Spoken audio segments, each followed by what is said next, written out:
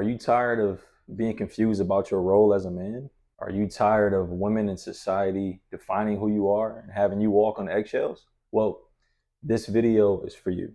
I'm going to teach you in 5 simple steps how to maneuver more confidently and unapologetically as a man in today's world. So before I get there, I just want to talk about my story and why I started this channel. In 2021, I moved across country from Ohio to LA. And throughout that journey, I struggled immensely. I struggled. One of the things that I learned throughout that journey is how to become so goddamn persistent and so relentless to the point where you can survive through anything. Here we are now in 2026, and I've built businesses. I'm still here in LA and I'm still standing. So all that knowledge and all that value that I learned, I want to instill to you guys. I want to give to you guys. I'm not going to be just a red pill channel that's just reacting to things for clicks. Although I am going to point out all the BS that feminism and women are contributing to society. Just a side note. But the main purpose of this channel is to build strong leaders. So here we are, 5 steps. How are you going to become more of an unapologetic man and just be who you are unapologetically? Step number 1, foundation. Now here's the acronym, and this acronym is going to be so important to always know because they're in a relationship. It's almost like a parent to child relationship. As I list them out, watch this. So at the top we have meaning, we have beliefs, actions, outcomes. Okay, this is your foundation. Everything that you need to be thinking about as a man, if you're confused in today's world, you need to get this down. And you have you have to go in chronological order or in order of importance, because you can't have outcomes without actions. You can't have actions without beliefs. Well, you can, but you can't have the most optimal actions without the most optimal beliefs. You can't have the most optimal beliefs without the most logical meaning, right? So meaning, what is your definition of a man? Where do you get your meaning from as a man? I would strongly suggest to get it from God. Now, I'm not going to go super religious on this channel. I'm building a new channel. I'm going to list it in the description to where you guys can go check out this channel and we can have all those discussions about God, philosophy, and what is the most logical worldview to have in terms of what makes the most sense. However, I'm not going to do that in this video. In this video, I'm just going to list it out so you can take this and develop your thoughts with it. Meaning. I strongly suggest you get your meaning from God. Contrary to what you may think, or contrary to what people have taught you about God or about religion, you can go out there and figure out on your own, live your life. You can sleep with the most amount of women that you want, to where society's going to tell you that what it's like to be a man. You can go in the gym and build the most muscle that you want, that women have, determined that's what it's like to be more manly. You can do all these things, right? You're just going to run in a rat race and run in a circle, and you're going to be unfulfilled. Now, if you make the choice, I'm not forcing you to do this, just suggesting you, if you make the choice to have your meaning derived from God, you are going to learn sooner rather than later that you're going to be more fulfilled in this life. So if you derive your meaning properly, it's going to control your beliefs. Why are your beliefs important? It determines how you behave or treat others. That is so important because as a leader, you're not going to always have people agree with you. You're not going to always have people, like right now. I'm choosing to create a channel about a controversial topic that people aren't going to agree with. Is that going to stop me from reaching my target audience and reaching the men who are coming to this channel who want to be less confused? No, hell no. I'm gonna do it anyway. So I'm getting sidetracked. I got a million things going on right now. I got the computer, the lights. Oh my gosh. Beliefs dictate how you behave, how you treat others. Most importantly, how you treat women. All right. If you're getting your meaning as a man from the proper source, because newsflash, all this stuff you see in nature, it didn't just come here by accident. You were built by design. Once you find that source to get everything from, as far as truths and the truth, it will start to flow like butter, spread easy like butter, right? You treating women correctly is going to be widely influenced by your meaning.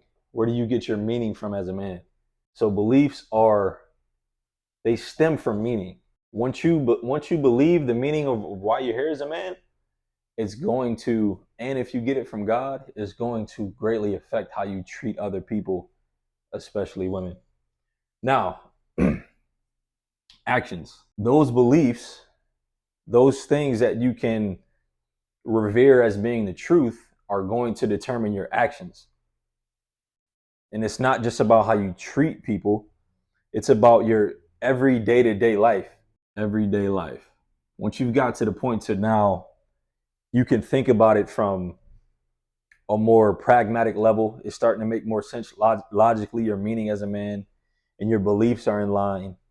Your actions are now what's going to follow suit, because your actions is what's going to impact other people. And this whole channel is built around how do we act? How do we react to the bull crap that's going on in society? This wave of feminism that's turned into emasculating men. It's about controlling how we define men. How do you move as a man in this type of world that we live in? Your actions, your everyday life. Are you going to be a punk? Are you going to be a simp and not stand up for the truth? Are you going to just let things just happen in society without speaking out on it? Right? What type of action are you going to take as a man? Because those actions that you choose to take is going to directly affect the outcomes. If we don't, it's sad to me to see that church leaders aren't speaking up about the unfair shift that feminism has caused on gender roles and what we expect from men. It's unfair to see the church leaders remain quiet on this. It's unfair to see certain men that I see all the time that would rather choose to just not speak about it, but just let things happen. It's sad. Which men are you going to become? Because your outcomes is going to change reality.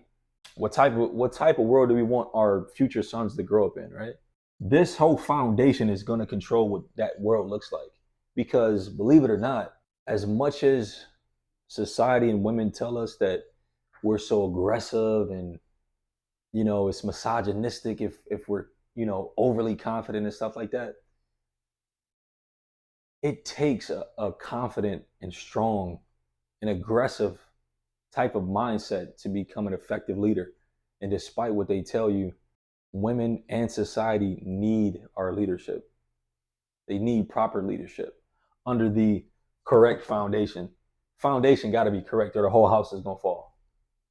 The whole house is going to fall. Step number 2, do your own research. This step is important because you want to be able to critically think. Don't just take what I'm telling you as a truth and just run with that. Think for yourself. It's so important to develop your own thoughts.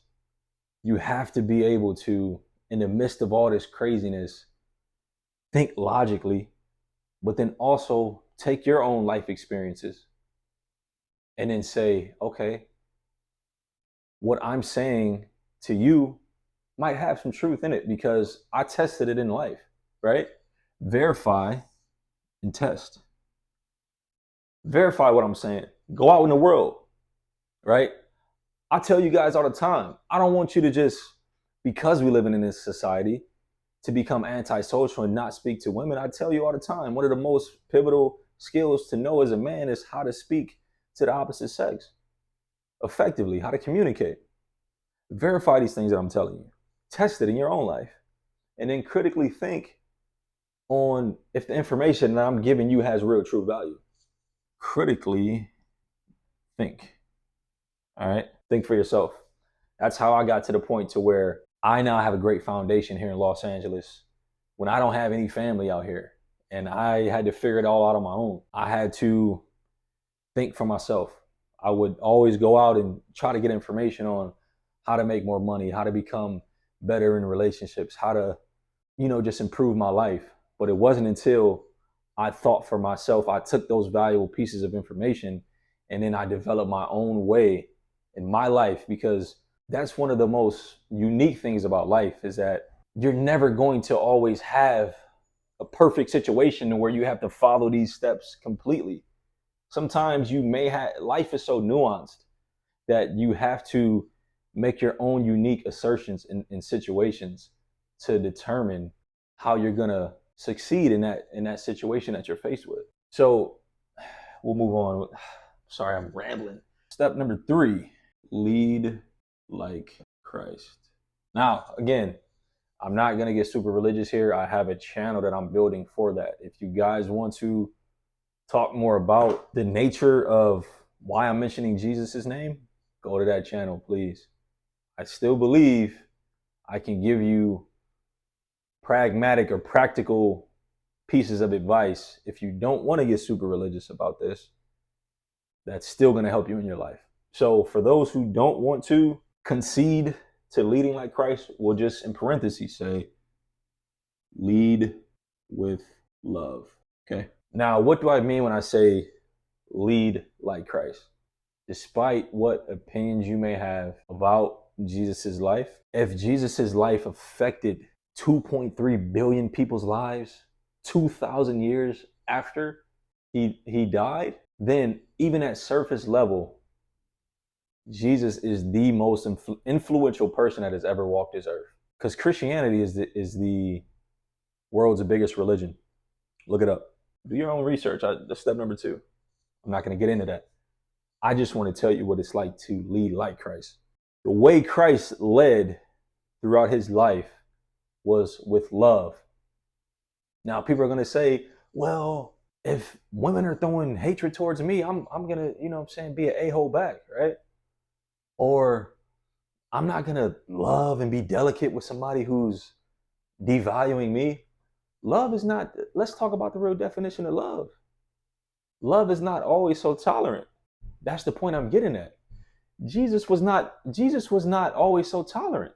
He led with truth. Always think about it like a child to parent relationship. How many times when you're a child, you hated when your parents try to tell you something that you wanted to go do anyway. But it wasn't until you were older to where you understood that they were telling you was for your own good. A lot of these women now, they're not realizing they're walking into their own grave, figuratively, relationship wise, by pushing what they push. But you have to be truthful with them. You got to point it out. I think that's why Jesus was crucified in his time period, was because he attacked political leaders, attacked them with truths. He was truthfully and honest to them, and they did not like that.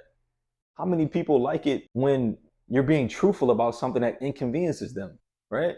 If you're going to want to make an impact, if you're going to want to be less confused, you're going to want to lead with truth and lead with love. Love is not always so gentle. Love is telling people something when they don't want to hear it.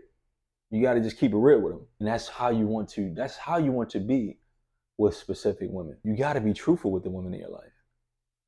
I'm not saying every situation calls for being argumentative, but when something is pointed at you or directed at you, whether it be in a workplace, whether it be in your normal life or in a relationship, you gotta be honest.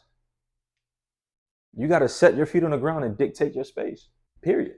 We'll just say love isn't always soft, and be gentle when needed. That's the biggest thing here. Like I said, a lot of the things that I realized when I was confused and I consumed a whole lot of red pill content was I was starting to develop this cognitive dissonance. What I had was 2 conflicting beliefs. I would have this resentment towards women, but at the same time, I still wanted to love and adore women, right?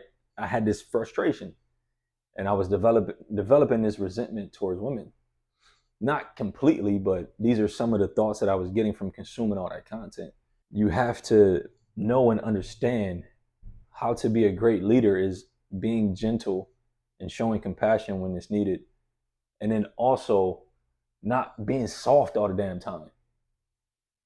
You know what I'm saying? Like being a great leader, you can't be soft in the areas where you need to be firm and direct. Right? So that brings me right into step number 4. Lead anyway. And boy, I love this step, man. Because if I ain't telling you that this is not the step that I live by every single day of my life, I like to be comfortable in my own skin, period, as a man. That's just what I do, baby. I do it. You know what I'm saying? This step is a confidence builder. builder. This step is a confidence builder. How many people know when you take a flight, right? When you're on an airplane, you got the pilots in the cockpit and you got all the passengers, hundreds of passengers on a plane, and the plane is having a little bit of turbulence as it's taking off. And you got people kind of a little antsy and they're starting to chatter a little bit about the turbulence. And there's a lot of stuff going on. And people are just wondering and questioning if the pilot is doing what he needs to be doing correctly. The whole time, the pilot don't give a hell about what people saying in the back. They flying the plane. People always got something to say when they are not the ones in control, when they're not the ones with the responsibility. You know what I mean? People will always chat. People will always have something to say. And I'm telling you right now, if you're going to make that choice, which I think is going to be the best choice in your life, to become an unapologetic leader in this world today, people are not going to like that. But you know what? You got to lead anyway. Be a great leader. Stay consistent on what you believe. Keep the pressure on it. All right. Step number 5. This is the most important, I believe. Trust the process, guys. To become a man, it's a process. Becoming a man is not easy. And that's partly why I get so passionate about what I talk about. People are always going to look at you who are not a man, who are not in the cockpit, and think that they know how your life is as a man, or they think you got it easy, or you got it on autopilot as a man. They got no idea how hard it is, or the responsibility it takes to fly the plane when other people are dependent on you. They got no idea. And that's okay. It's all right for it to be hard. But the result you get is going to be so much more worth it in the end when you trust the process. So we'll say becoming a man takes time. It's going to take time. And you know what? Throughout that time, you're going to fail. You know how many times I could have given up living here in Los Angeles? My family lives over 2,000 miles away. I had my car stolen. I struggled financially. I failed at building businesses. And now I'm at the point now to where I have a stable foundation out here because I trusted the process. And it was hard. I'm telling you, it's not gonna be easy. But you want to become a great man, right? Because you're gonna benefit so greatly. You're gonna have people depend on you. You're gonna have disciples of your own who swear by you. You're gonna have women who adore you. You're gonna have success financially, success in your relationships. The benefits are unlimited, but you gotta go through the process to get there. And that's the thing that I want to tell you guys. That's what I'm here for. I want to take you guys throughout my journey, tell you a little bit about my story. It's like I like to compare it to Lion King, right? You don't just get Mufasa or Simba as a king in one day, right? They go through these deeply sorrowful steps in their ascension to become king. It's pivotal in a man's life because you get experience. You get experience and you learn what it's like to develop into manhood. And I just want to leave this off by saying, like, be yourself. Don't try to be something that you're not. Just be you. Be unapologetically you. I don't care about people that don't believe in you. I care about you believing in yourself.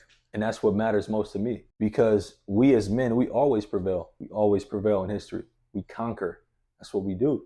And I want to be a part of leading the next generation of leaders. So if you're a part of this channel, if you're choosing to spend time to watch my content, thank you. I believe you truly are a part of this shift that's going to happen. I appreciate you guys tuning in. Please subscribe to the channel. Let me know what you guys think in the comments. And thank you.